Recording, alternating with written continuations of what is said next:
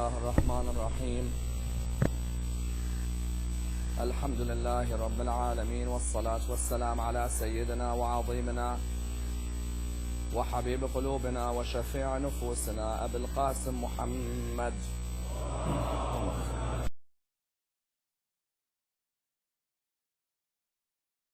أهل بيته الطيبين الطاهرين وأصحابه الغر الميامين. الحمد لله الذي جعلنا من المتمسكين بولاية سيدي ومولاي علي بن أبي طالب. اللهم صل.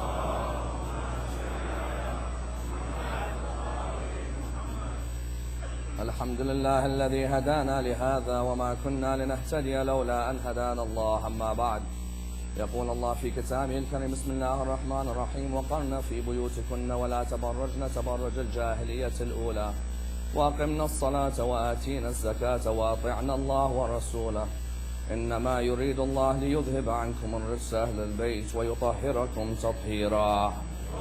اللهم صل. The first of our salawat in honor of Rasulullah Muhammad sallallahu alayhi wa alihi wa sallam.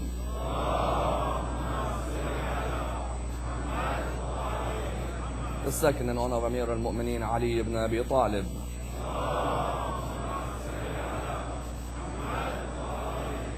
The third with your loudest voices in honor of Imam Sahib al-Asr wal-Zaman. Allahumma salli.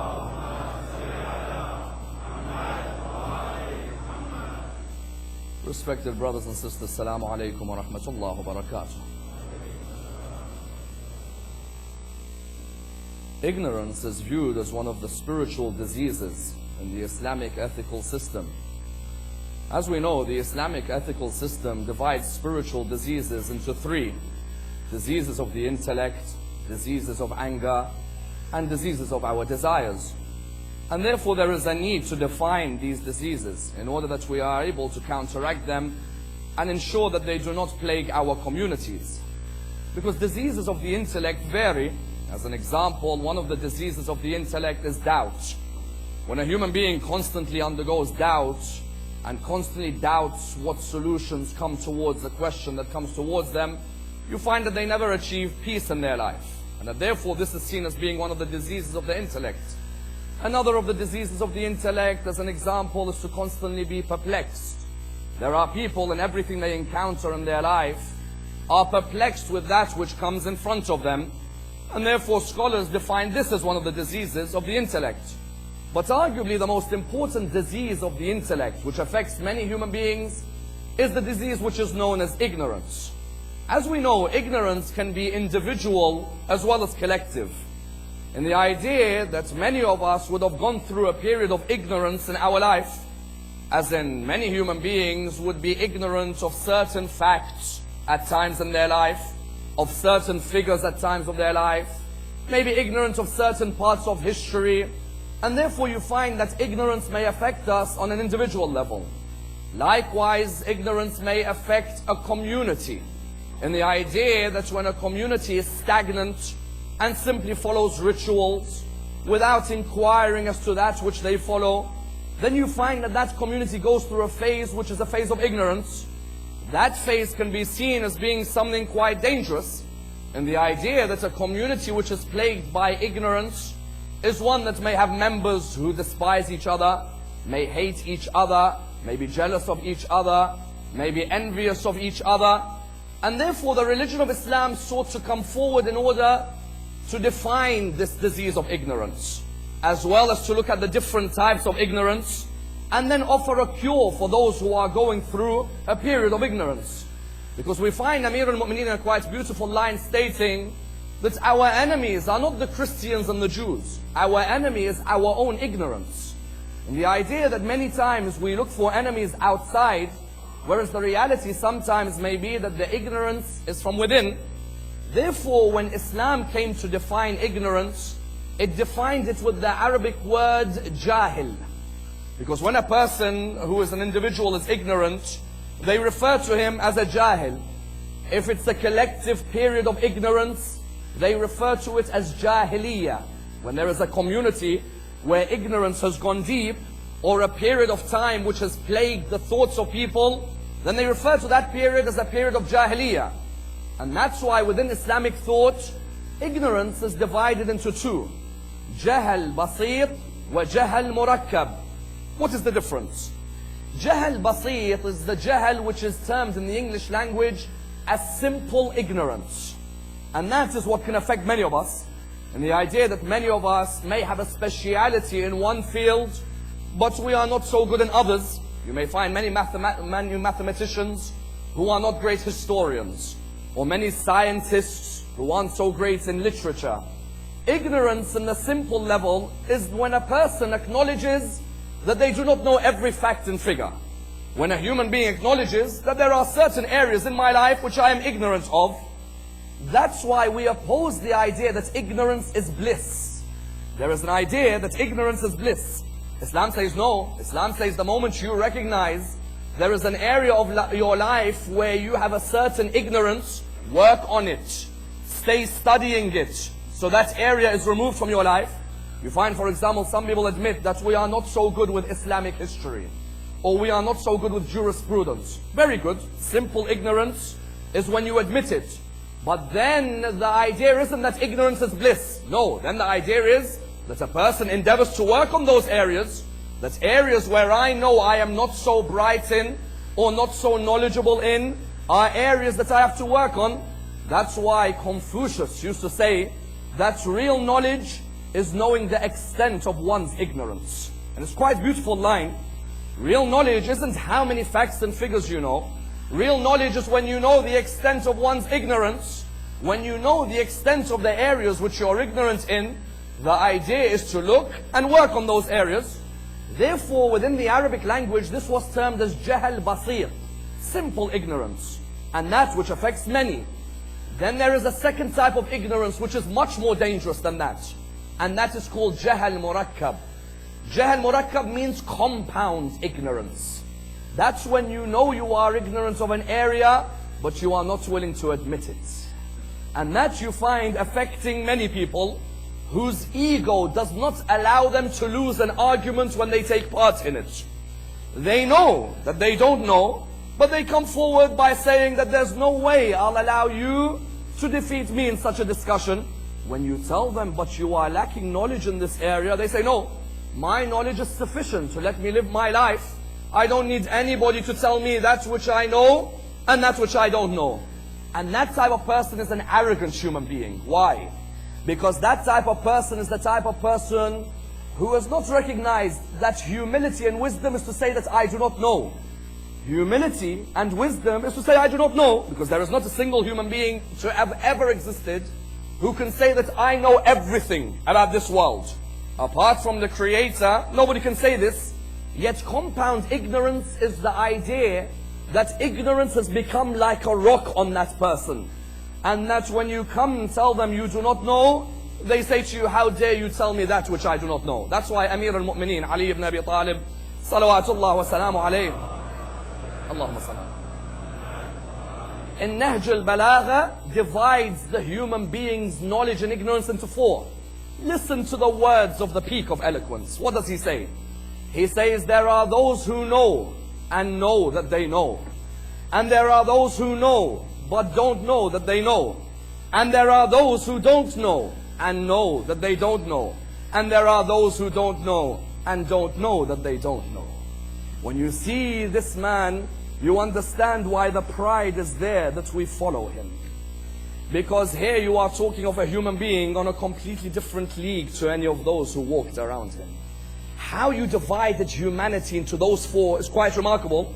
There are those who know and know that they know, as in he studied every area of jurisprudence, every area of narration, every area of the Arabic language. When he tells you, I know my rulings, don't come and say, but to me it doesn't make sense. That person knows and knows that he knows, and has the confidence to say, ask me before you lose me. I know the secrets of the heavens more than the secrets of the earth. Then you have a second group of people who are those who know but don't know that they know. And that affects many of our communities. And the idea that we have many bright personalities. We have many people who are knowledgeable, many who are gifted. Yet when you tell them, come and teach what you know, they reply by saying, no, I'm not a scholar. No one said that you're a scholar. You have a certain amount of knowledge, disseminate that knowledge, help others who maybe have not read that which you've read. For example, if you have a small amount of knowledge, you may be able to teach the 6-year-olds on a Saturday or a Sunday school. You may be able to teach the 12-year-olds. You know, but you don't know that you know. And the idea that you have the knowledge, but why don't you use that knowledge and admit it and serve the community? Then you have a third group of people who don't know and know that they don't know. They come forward and they admit that, look, I do not know and I recognize that I do not know. The sincere of them will straight away say that I will try to work on gaining knowledge. As in beautifully a line comes forward from Franklin when he said that the shame isn't being ignorant. The shame is not wanting to learn. There is no harm in someone being ignorant. The harm is when someone has no interest in learning. That's the type of people you fear. But the fourth group of people are the hardest to deal with. And if they plague a community, then it becomes a roller coaster ride. Like who? Those who don't know and don't know that they don't know.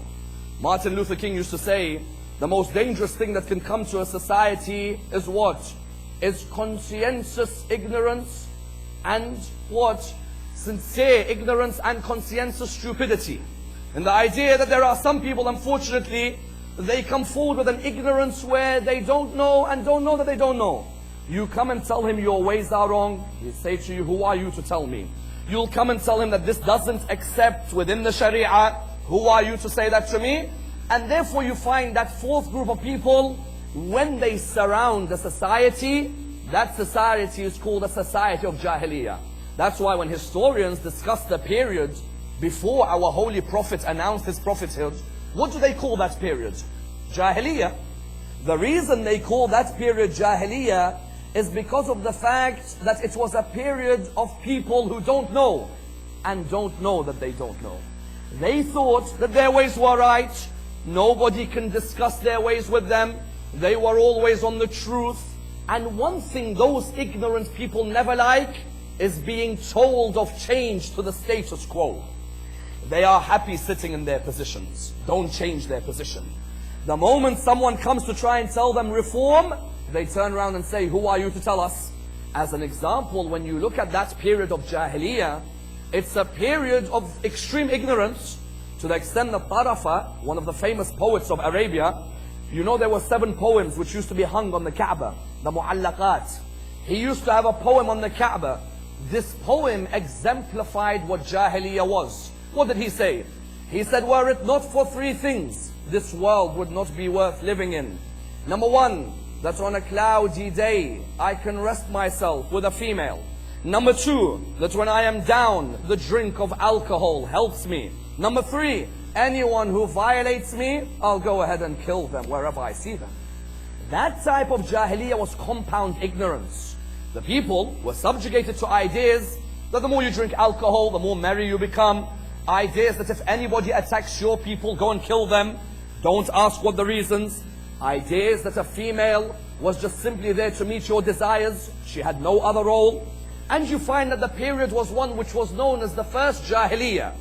That's why arguably the head of the Jahiliyyah period was a man who you all know, but whose title at the beginning of Jahiliyyah was Abu al-Hakam. Hakam means someone who has wisdom. His title was Abu al-Hakam. His original name was Amr ibn Hisham. You all know him, but when you see how his story develops, you'll know what his name was at the end. Abu al-Hakam was the head of Bani Makhzum. Bani Makhzum were one of the prominent tribes in Arabia. This Abu al-Hakam was amongst the firm proponents that the human being should worship an idol, that woman or female should be buried alive, was a firm proponent that if any tribe attacks you, go ahead and massacre all their people. And therefore when Rasulullah rose, he was unhappy at this Muhammad's rise. Why? Because he could not take the idea that this man has come to reform a group of people who for years were following what me and my tribe taught. Because Abu al-Hakam, Abu Sufyan, Walid ibn al-Mughira, Umayyah ibn Khalaf, Utbah ibn Rabi'a, these 5 were seen as the heads of Jahili Quraysh. Their ways were always seen as the right ways. When he found out that members of his tribe had left Jahiliyyah to go towards the path of Rasulullah, He said, bring them towards me and I'll show you what I'll do to them. Do you know who was in his tribe? Sumayya and Yasir and Ammar. They were all from Banu Makhzum. When he got hold of them, Sumayya, what did he do to her? He asked her, how dare you leave our ways and go towards the ways of Muhammad? She replied, Rasulullah's ways have reformed us from the plague of ignorance. We were people who followed without asking. Now we are people who actually understand that which we are teaching. Do you know what came forward? He came forward, he said, put her body on the ground. When he put the body on the ground, he got 2 horses and he put the riders on each horse. The ropes were connected to the feet of the horses. He said, horses, ride yourself and go away. Her body was ripped in half. She became the first female martyr in Islam. Then her husband Yasir and even Ammar. This same Abu al-Hakam would go around whenever Rasulullah would be in his prayer. He would get the placenta of an animal and throw it on Rasulullah's head when he's in sujood. To the extent that the Quran revealed the verse, أَرَأَيْتَ الَّذِي يَنْهَى عَبْدًا إِذَا صَلَّى. Have you seen the one who blocks our servant when he's in his prayer? Who was it? It was this Abu al-Hakam. This Abu al-Hakam fought Rasulullah until he was killed by Abdullah ibn Mas'ud on the day of Badr. And when he was lying on the ground and Abdullah sat on top of him, the only thing he concerned himself with was the height of Abdullah ibn Mas'ud. He said, let someone else kill me, not you. You are short. I do not want someone in history who is short to be remembered as killing me. That's why Rasulullah said about this man. He said, do not call him Abu al-Hakam, call him Abu Jahl. His name, later on his title became Abu Jahl, the father of Jahiliyyah. If you wanted to see Jahiliyyah, there is only one man where you'll see Jahiliyyah. It's that man. And that's why Rasulullah, when he built this religion, he built the religion so that the ideas of Jahiliyyah were removed. The methods of Jahiliyyah, which subjugated the masses, Rasulullah wanted to remove them. And he removed them in 2 ways. And it's an advice for all of us to understand these ways. Why? Because all of us face people who are jahil in our lives. How do you deal with an ignorant person? What if they're in your family? What if they're of your friends? What if they're of your community? How do you deal with them? Rasulullah dealt with the ignorant ones in 2 ways. The first way was through being patient with a soft heart. The Quran said, وَلَوْ كُنْتَ فَضًّا غَلِيظَ الْقَلْبِ لَانْفَضُّوا مِنْ حَوْلِكَ. If you were hard-hearted or you were severe, everybody would have run away from you. But it's because your heart was soft, people came towards you. Qais ibn Asim came towards Rasulullah. He was the head of one of the tribes. He came towards Rasulullah. He said to him, Ya Rasulullah, I have a confession to make about my days in Jahiliyyah. Rasulullah said, what is it? He said, I had 12 daughters and I buried them all alive. As in, when you have to deal with people like this, what do? Normally the heart, when it hurts about one death, it cannot take it. 12 daughters, I buried them all alive. He said to him, well, these things were of the past. He said, no, there was a 13th daughter who my wife told me was a stillborn. My wife told me she's a stillborn. I thought that she had died. Until later on, I would see this girl who's in the neighbor's house who resembled my wife. As she was growing up, I could see a similarity. Until one day I suspected, I came to my wife and I said to her, that girl, is she our daughter or theirs? The wife said, why? He said, because look at all their children. She seems different from the rest of them. And she seems like she's got more towards our complexion. She said to him, I have to admit to you that yes, that is our daughter. I let her grow up in that tent because I did not want her to be buried alive. I wanted her to live a life, to have a happy life, like a female deserves. He said, Ya Rasulullah, I took the girl one day when her mother didn't see her.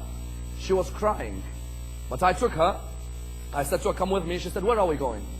He said, just come with me. He said, I took a spade with me. He said, when I took her the spade, I brought her on the desert land and I hit her head straight away and I killed her.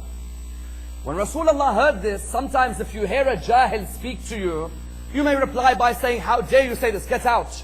Don't ever speak to me again. No. Not Rasulullah, nor the followers of Rasulullah. If the followers of Rasulullah behave in this way, don't say, I'm a follower of Rasulullah. Rasulullah, what did he say to him? He said to him, as for the remainder of your life, it's going to be a hard life. You will not get away with this in this world. But what you can do, for every daughter that you killed, sell a slave or free a slave on behalf of those daughters. Here Rasulullah opened for him an avenue. Even though this man, because of the days of Jahiliyyah, before he became a Muslim, that was the lifestyle they were living. That's why the Quran, the second way Rasulullah dealt with the Jahils, you know what he did? Quran says in Surah 25, verse 63, وَإِذَا خَاطَبَهُمُ الْجَاهِلُونَ قَالُوا سَلَامًا. When the Jahilun come and approach them, what do they say? They say peace to them. How many times have you had people who argue or discuss with you, and you're looking at them and you're thinking, I don't think you've read a single book in your life. All you are doing, logically this, intellectually this, in my opinion this. Okay, have you read the sources we're discussing? As in every science has a source. No, I've not read any of the sources. So how do you come with a conclusion? These types of people, when they talk with you like that, say to them, peace. You have your opinion, I have mine. Because when a jahil comes with ignorance, when they talk with you, don't reply by abusing them. Don't reply by being arrogant with them. Just say peace. Because if we continue this discussion, it might get overheated. And we don't want Muslim discussions like that. That was the method he employed. That's why I remember Al-Ma'mun narrates a quite beautiful incident regarding this verse. إِذَا خَاطَبَهُمُ الْجَاهِلُونَ قَالُوا سَلَامًا. What an incident. Mahdi al-Abbasi, the Khalifa of Banu Abbas, had a son by the name of Ibrahim. Ibrahim used to despise Ali ibn Abi Talib. He used to despise him. Every gathering he had would be a gathering to curse Ali ibn Abi Talib. Because I tell you, Banu Abbas, there is more poetry cursing Ali ibn Abi Talib from them than Bani Umayyah. And I can show anyone who wants proof of it. There is more poetry cursing Ali ibn Abi Talib from his own cousins than from Bani Umayyah. Ibrahim used to curse Ali ibn Abi Talib day and night. Al-Ma'mun says, one day Ibrahim came towards me and he said to me, you wouldn't believe what dream I saw last night. Al-Ma'mun said, what did you see?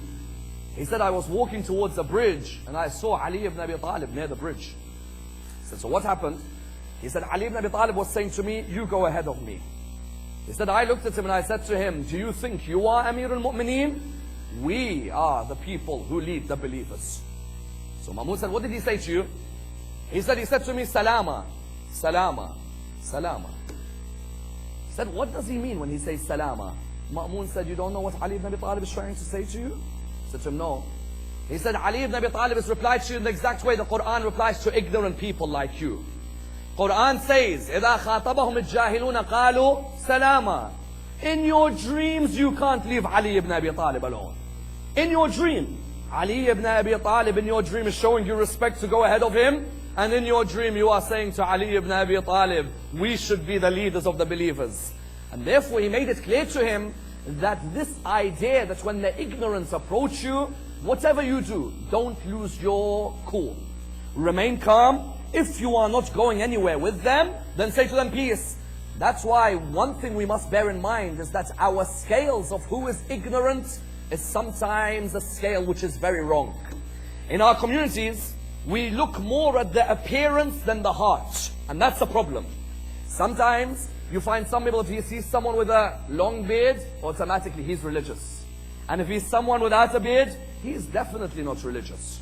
If he sees someone trendy with the latest clothing, he's no way religious. If he sees someone with clothing from the last 20 years, he's definitely religious. If he sees someone with a haircut which is modern, he's not religious. If he sees someone with a haircut where you're looking at him and thinking, what happened? He is definitely religious. And so what you find, our scales sometimes about ignorance are wrong. And because of these scales, we push people away. On this idea of the length of the beard, Al-Ma'mun, again, Al-Ma'mun was one day sitting with Jahil. Jahil is one of the greatest udaba, people of literature in Arabian history. Jahil of Baghdad, nobody comes near him when it comes to bell letters. It's narrated, Jahil was sitting with Ma'mun. Ma'mun wanted to show that, look, and I'll tell you, when you read the life of Ma'mun al-Abbasi, there are anecdotes which are unbelievable. As in, he didn't just become Khalifa for no reason. There is a skill towards him. He was sitting with Jahil. He said, Jahil, don't you think sometimes we are ignorant in the way we judge people? He said, how? He said, what do you believe about people with long beards? He said, Jahil said, people with long beards are definitely knowledgeable and intelligent. Ma'mun said, I guarantee you, not everybody with a long beard is knowledgeable and intelligent and religious. There are some people who may have shorter beards, but they are more intelligent than those with the long. Jahab said, no. When a person grows a long beard, it shows they are religious and knowledgeable. Ma'mun said, we'll test it out on the next person who walks in. Because sometimes the scales, brothers and sisters, if you could please move forward. Sallu ala Muhammad wa ali Muhammad. Please come towards the front. Come closer. There is some space here. Please come here, so I don't make another announcement. Please come. He said to him, we'll test it out. He said to him, we'll test it out. We'll test out who's got the right opinion. I believe that people with the long beard, they're not necessarily knowledgeable. Jahab said, no, I believe those with a long beard are definitely. He said, we'll test it out on the next person who walks in. The next person who walked in had a long beard. When he entered, at this moment, Ma'mun said, come here next to me. So he came. When he came here next to him, Ma'mun said to him, what's your name? He said, my name is Abu Mahdawayh. He said, what's your title? He said, Ali. Ma'mun said, I asked him for his name, he gave me his title. And I asked him for the title, he gave me the name.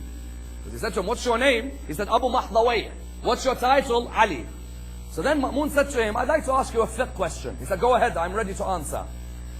He said, a purchaser bought a sheep from this seller. When he bought the sheep, he didn't pay the money. He took the sheep and he said, later on, I'll pay the money. He said that sheep which he had bought, that sheep unfortunately had an upset stomach. So it excreted out what was in the stomach on the eyes of someone who was near the ground. That person's eye, he lost his eyesight and became blind. The blood money, who has to pay it? The purchaser or the seller? The person looked at him and he said, the seller. He said to him, how? He said, because it's the seller's fault. He said, how? He said, because the seller didn't tell the purchaser that in the sheep there is a catapult machine. And that when a sheep gets angry, it lets out stones on anyone who's near it. Ma'mun said, look at that answer. He said, what do you mean? He said, you think there's a catapult inside a sheep? He said, yes. Then what are those things which come out other than stones? Ma'mun looked at Jahad and he said, Jahad, do you see how wrong we are when we make judgments about who's ignorant and who's not? This person believes there's actually a machine mechanism in the sheep. He believes there is something inside the sheep which shoots at people who it doesn't like. You look at him and you think he's knowledgeable. Likewise, sometimes you may look at someone who you think is ignorant. They can take you to the river and bring you back thirsty. They are more knowledgeable than meets the eye. Look at an example of someone like Bahlul. When you look at Bahlul, if you saw him riding around in the broomstick, running across the palaces, would you think he's got any knowledge? Would you think he's intelligent? But the human isn't to judge. The human being isn't to come and judge someone on facial appearance. Actions speak much louder than the words.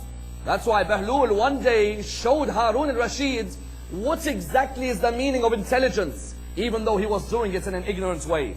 Bahlul came to Harun al-Rashid. He said to him, Harun, can you give me the keys to the prisons of Baghdad? He said to him, why? He said, just give it to me. He was running around while he was asking him.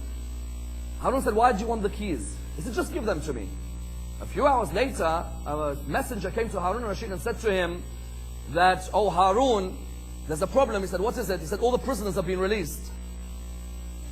He said, what do you mean? He said, did you give Bahlul the keys? He said, yes. He said, well, Bahlul's gone to the prisons and he's released everybody. He said, where is he now? He said, he's sitting at the graveyard crying. Harun al-Rashid went towards the graveyard. He saw Bahlul crying and crying and crying. At that moment, Harun al-Rashid looked at him and he said, Bahlul, what happened? He said, I released everyone from the prisons and now, I know I've done something wrong. I'm sorry. Would you forgive me? What is the way you'd forgive me? Harun al-Rashid said, I'll forgive you if every single one of those prisoners comes back near us. Bahlul at that moment said to him, then let's stay in this graveyard, because there'll be a day when all those prisoners will come to this grave. If you look at him, you would not think he's knowledgeable. But sometimes appearances are deceiving. There are those who are knowledgeable but without looking, and then there are those who are ignorant and without looking. That's why the verse in the Quran which discussed Jahiliyyah was the one I quoted at the beginning of the lecture. And mark this verse, because it's the beginning of Ayat al-Tathir. Many people presume إِنَّمَا يُرِيدُ اللَّهِ is the beginning of an ayah. It's not. It's the middle of an ayah. The beginning of an ayah of Surah 33, verse 33 is وَقَرْنَ فِي بُيُوتِكُنَّ وَلَا تَبَرُّجْنَ تَبَرُّجَ الْجَاهِلِيَّةِ الْأُولَى وَأَقِمْنَا الصَّلَاةَ وَآتِينَا الزَّكَاةَ وَأَطِعْنَا اللَّهَ وَرَسُولَهُ. What does the verse say? The verses in question address the wives of Rasulullah. The wives of Rasulullah were told, stay in your houses. وَقَرْنَ فِي بُيُوتِكُنَّ وَلَا تَبَرُّجْنَ تَبَرُّجَ الْجَاهِلِيَّةِ الْأُولَى. And do not display your garments. Now listen to the words. وَلَا تَبَرُّجْنَ تَبَرُّجَ الْجَاهِلِيَّةِ الْأُولَى. And do not display your garments like you used to in the first Jahiliyyah. Our fifth Imam was asked, why does Allah say Jahiliyyat al-Ula? He said, because there are more Jahiliyyahs to come. There is a second Jahiliyyah which is coming, not just that one. Islamic Arabia, yes, it was a period of Jahiliyyah. But the same Jahiliyyah that affected Islamic Arabia post 600 can affect Islamic communities post 2000 as well. In which way? If you look at the Jahiliyyah of those days, you'll see today is not the same Jahiliyyah, worse Jahiliyyah. Let me give you an example. In that time, the Arab woman, did they wear hijab? Yes, they did. They wore hijab. Were they Muslim? No, they weren't. That's why those who ask the question, how comes the verse, there is no verse which says cover your hair in the Quran? Those people tend to be the fickle people who don't know the laws of Quranic commentary. The laws of Quranic commentary state you need to know the culture of the people it's addressing. If the verse doesn't say cover your hair, it's because the Arab woman already covered their hair. But how did they do it? They done it like a bandana. The neck would be showing and the first part of the bosom area would be showing, but the hair would be covered. That was called Jahiliyyah. Ya Rasulullah, come and look at your followers in 2008 and see the second Jahiliyyah, how it's emerged. At least the Arab woman had the humility to cover their hair. The followers of Muhammad and al-Muhammad today don't even cover any of their hair. Jahiliyyah al-Ula was in that time. Imam al-Baqir said, Allah said Jahiliyyah al-Ula because there's a Thaniya, there's a Thaltha, there's a Rab'a. There are more Jahiliyyahs to come. Whenever you want to judge how religious you are, compare yourself with the Jahiliyyah of Arabia. Then you'll know if you are in Jahiliyyah yourself. It's not enough just to say I'm a Muslim. No. When it said Jahiliyyah al-Ula, number one, their hair was covered. Our sisters' hair in some cases isn't covered. You've got our sisters from other schools in Islam protecting their hijab in the plains of Palestine under oppression, protecting their hijab in France while soldiers hit them, protecting their hijab in Turkey. Have they heard of the 10th of Muharram? I don't think so. Do they go to lectures for the 10 nights of Muharram? I don't think so. But the way they wear their hijab, Sayyidah Zainab would be proud. Whereas those who come to the nights of the 10th of Muharram, some of them will turn around to their daughters and say, you don't wear hijab in my house. The Jahiliyyah repeats itself in Arabia. Red flags would be outside the house of a lady in illegitimate desires. With the use of electricity, now it's red lights outside the houses. In that time, it was Jahiliyyah. Today, there's another Jahiliyyah. In that time, they had a Jahiliyyah of burying the female alive. Today, in certain parts of Africa, out of poverty, people bury their children alive. Therefore, you find the Jahiliyyah came back. Jahiliyyah came back and repeated itself. The Jahiliyyah that we thought had gone was still with us, and there was a repetition which occurred with the people. And that's why you find when you come to this area of the Jahiliyyah repeating itself, you come to the understanding that Imam al-Baqir wants to portray. The understanding that beware that Jahiliyyah doesn't affect your community. When you look at how Arabia was, then judge for yourself how your community is. That's why the verse didn't stop there. The verse then went on to say what? The verse said, وَقَرْنَ فِي بُيُوتِكُنَّ وَلَا تَبَرَّجْنَ تَبَرُّجَ الْجَاهِلِيَّةِ الْأُولَى وَأَقِمْنَا الصَّلَاةَ وَآتِينَا الزَّكَاةَ وَأَطِعْنَا اللَّهَ وَرَسُولَهُ. Then it said, إِنَّمَا يُرِيدُ اللَّهُ لِيُذْهِبَ عَنْكُمُ الرِّجْسَ أَهْلَ الْبَيْتِ وَيُطَهِّرَكُمْ تَطْهِيرًا.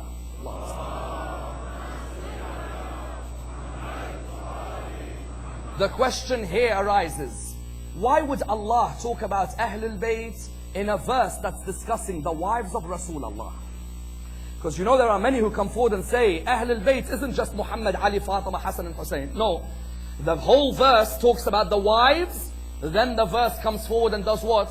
Then the verse comes forward and starts discussing whom? It starts discussing the family. They say, therefore, Ahl al-Bayt is Muhammad, Ali, Fatima, Hassan, Hussein, Khadija, Maryam, Zainab, Aisha, Hafsa, and so on. This question has been posed in many debates. That many of the followers of Ahl al-Bayt think إِنَّمَا يُرِيدُ اللَّهِ is a verse by itself. It's not. And you have to be careful of this. You must know how to answer those who raise this issue.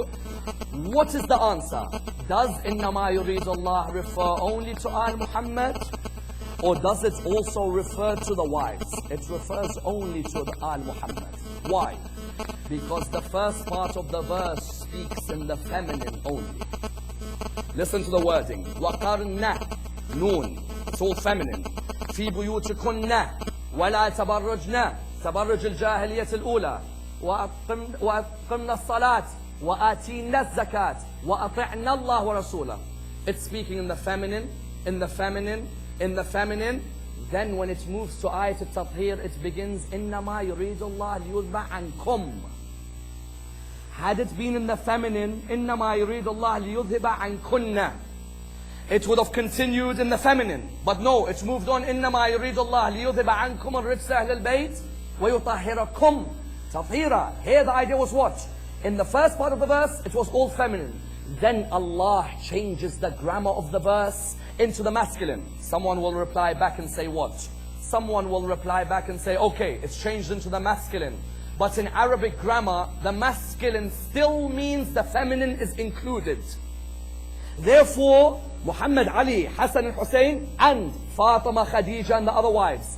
Then you go to the ahadith in the books of our brothers. When you go to the ahadith in the books of our brothers, what does it say?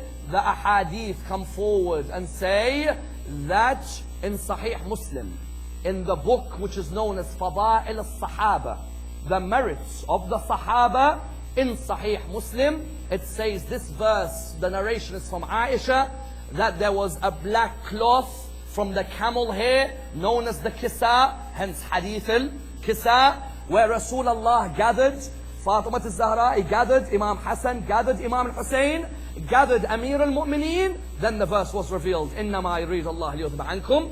Then in another narration, in the Sahih of Tirmidhi, it's narrated, Salama goes further. She says, Rasulullah gathered them in my house.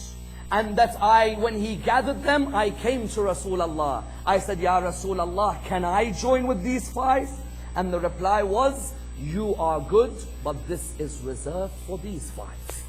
Notice, the idea here is that Allah says, إِنَّمَا يُرِيدُ اللَّهِ لِيُذْهِبَ عَنْكُمْ. Allah wants to keep away from you. Some translations in English say what? Allah wants to remove from you. Remove is wrong. Why? You remove that which is attached. Sin never attached Al Muhammad.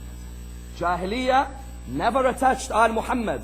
Therefore the translation of the verse is not Allah wants to remove away from you all uncleanliness. No. Allah wants to keep away from you all uncleanliness. That's why when you refer to Aba Abdullah, what do you say? Ya Aba Abdullah, أشهد أنك كنت نورا في الأصلاب الشامخة والأرحام المطهرة لم تنجسك. Jahiliyyah would never have touched Aba Abdullah. لم تنجسك الجاهلية بأنجاسها ولم تلبسك من مدلهمات ثيابها. Jahiliyyah would never come near Aba Abdullah. Why?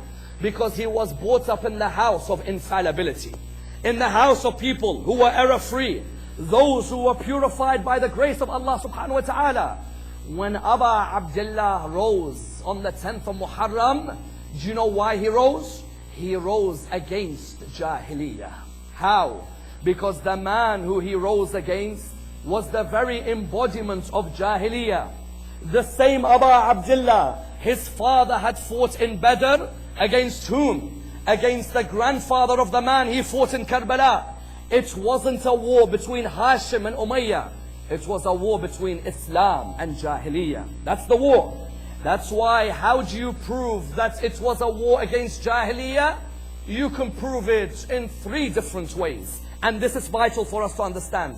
The first way to prove that Karbala was a war against Jahiliyyah built by Bani Umayyah was the poetry of Yazid ibn Muawiyah around Karbala. ليت أشياخي ببدر شهدوا جزع الخزرج من وقع الأسل لا أهلوا واستهلوا فرحا ثم قالوا يا يزيد لا تشل لعبت هاشم بالملك فلا خبر جاء ولا وحي نزل. Listen to his words, how he views Karbala. He says, I wish my ancestors from Badr were present to see that which I have now committed. They would have raised happiness and they would have raised the cries and they would have said, Yazid, don't stop that which you're doing. Hashim played with the kingdom. There was no revelation and there was no religion. His words highlight that the religion of Islam by the time Abu Abdullah reached Karbala was now in the hands of people whose thought was embedded in Jahiliyyah. La'ibat means they played. La'ibat Hashim bil mulk. Fala khabarun ja'a wala wahyun nazal. Hashim, do you know what they did? They played with a kingdom. There was no news and there was no revelation at all. Number 1. Number 2, the second sign of Jahiliyyah in Yazid ibn Muawiyah was the statements of his soldiers to Abu Abdullah in Karbala. When Abu Abdullah said, why are you killing me? What have I done to you? They replied by saying, Bughdan labukin reed. We want revenge for your father. He killed us in Badr and Uhud, our great ancestors. We are here for no other reason to avenge what your father did to us. When your father broke Jahiliyyah, you are now coming to revive it. We'll kill you out of vengeance for your father. But number 3, and importantly, what happened on the 10th of Muharram was worse than the years of Jahiliyyah. Why? Because in the days of Jahiliyyah, they didn't used to kill people in Muharram. The 4 holy months in the Islamic calendar where there is no fighting in the days of Jahiliyyah. The months of Rajab, Dhul Qa'dah, Dhul Hijjah and Muharram. If the Arabs used to fight each other, they'd stop the war in Muharram. They'd stop the war in Rajab. They'd stop the war in Dhul Qa'dah and Dhul Hijjah. Do you know why? Because they'd say maybe this is a period where we can find peace. In Saffin, Amir al-Mu'minin Muawiyah stopped the war in Muharram. Because the Arabs and the culture of the Arabs remain with the Muslims. You wouldn't kill any human being in Muharram. Yet the grandson of Rasulullah is butchered on the plains of Karbala in Muharram. His body lie on the ground. As one famous poet said, silk sits on the throne in Damascus, while knowledge lies on the ground in Karbala. Jahiliyyah had returned. Abu Abdullah had to rise against it. That's why Abu Abdullah, who Jahiliyyah never touched once in his life, came on a night like this towards Karbala. He came on a night like this towards the plains of Karbala, where he was walking one way and the other. This Abu Abdullah came from the cradle of Fatima al-Zahra, from the lady who this verse, إِنَّمَا يُرِيدُ اللَّهُ لِيُذْهِبَ عَنْكُمُ الرِّجْسَ, she was the axis of this movement. As the hadith says, هم فاطمة وأبوها وبعلها وبنوها والسر المستودع فيها. Fatima was the axis of the whole movement. There was no way she'd allow Jahiliyyah to come on her son. And that's why Fatima al-Zahra was with her son along the whole of his life. Even when he arrived at Karbala, his mother would not leave him alone on the plains of Karbala. On the contrary, the ahadiths narrate to us that when she was pregnant with Abu Abdullah, even at that time when she was pregnant with him, she would cry in honoring Abu Abdullah. The narrations say to us that one day Rasulullah was walking. One of the companions of Rasulullah came towards him. When he came towards him, he said to him, Ya Rasulullah, hurry to the house of your daughter.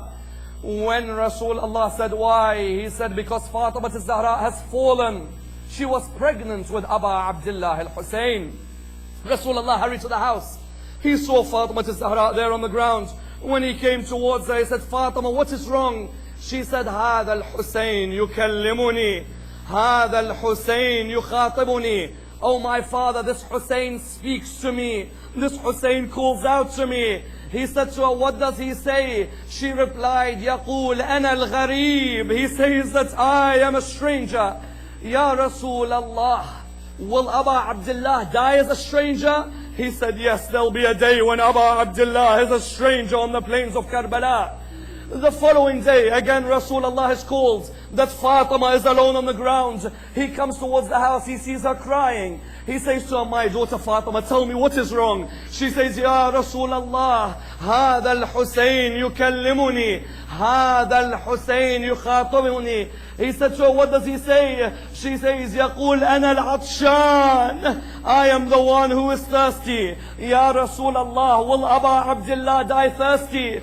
He replied, yes, there'll be a day when Abu Abdullah will be thirsty alone in Karbala. And the following day it's narrated that again he is called to the house. He comes towards the house. He sees Fatima Zahra unconscious on the ground. He says to her, Fatima, what is it? She replies, هذا الحسين يكلمني, هذا الحسين يخاطبني. He said to her, Fatima, what does he say? She replied, يقول أنا الشهيد. Ya Rasulullah, will there be a day when Abu Abdullah dies as a martyr? He replied back to her by saying, yes, my dear Fatima, there will be a day when Abu Abdullah dies as a martyr on the plains of Karbala. He replied then by saying, but there will be a group amongst the followers of Abu Abdullah who will revive his message every year, and they will cry when they remember what happened to Abu Abdullah. This was the first time she remembered Abu Abdullah. The second time was when she was dying.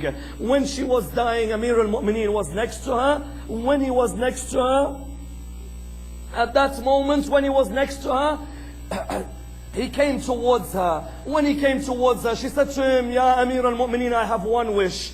He said to her, what is it? She said to him, look after the orphans which I leave behind. He said to her, that I will do. And then she said, look after Abu Abdullah in particular. He said to her, what is it that you say? She said, look after Abu Abdullah. فَإِنَّهُ قَتِيلَ أَرْضِ الْعِرَاقِ فَإِنَّهُ قَتِيلَ كَرْبَلَا. He is the one who will die on the plains of Iraq. He is the one who will die in Karbala. And that's why the ahadiths narrate to us that when Fatima Zahra, her body was carried towards the grave, Imam Hassan came to her body and Abu Abdullah came towards the other side of her body. When Imam al-Hassan came near her, he said to her, mother, speak to me. When Abu Abdullah came on the other side, he said, my mother, this is Hussein, speak to me. At this moment, narration said, Jibreel came towards Amir al-Mu'mineen. He said to him, Ya Amir al-Mu'mineen, remove Abu Abdullah from the chest of his mother. At this moment, Amir al-Mu'mineen said to him, why? He said, because the angels cannot take seeing Abu Abdullah on the chest of his mother. Do you know what the poets reply? They say, if the angels could not take seeing Abu Abdullah on the chest of his mother, how did the angels take seeing shimmer on the chest of Abu Abdullah? How did the angels see shimmer on the chest of the son of Rasulullah? That's why, as a conclusion, Karbala was the plain. Fatima didn't leave Abu Abdullah. Sayyida Zainab, as Abu Abdullah was walking out on the battlefield, Sayyida Zainab called out, Mahlan, Mahlan, ya ibn Zahra. Wait, wait, O son of Zahra. He came back towards her. He said to her, what is it? She replied by saying to him that my mother, before she died, she said, kiss Abu Abdullah on his head and kiss Abu Abdullah on his neck. I said to her, why? She said, because Abu Abdullah will be struck on the forehead, and because the neck of Abu Abdullah will be severed from his body. Inna lillahi wa inna alayhi raji'un. We pray to Allah subhanahu wa ta'ala to keep us on the path of Muhammad and al-Muhammad. We pray to Allah subhanahu wa ta'ala to remove from us the plagues of ignorance. Allow us to develop our beliefs in Muhammad and al-Muhammad. Allow us to gain knowledge defending Muhammad and al-Muhammad. We pray to Allah subhanahu wa ta'ala to raise us with the Imam of our time, Imam Sahib al-Asr wal-Zaman, and to be amongst those who receive his intercession in this world and the hereafter. We pray to Allah subhanahu wa ta'ala with the Surah Al-Fatiha, and before it the loudest of salawat.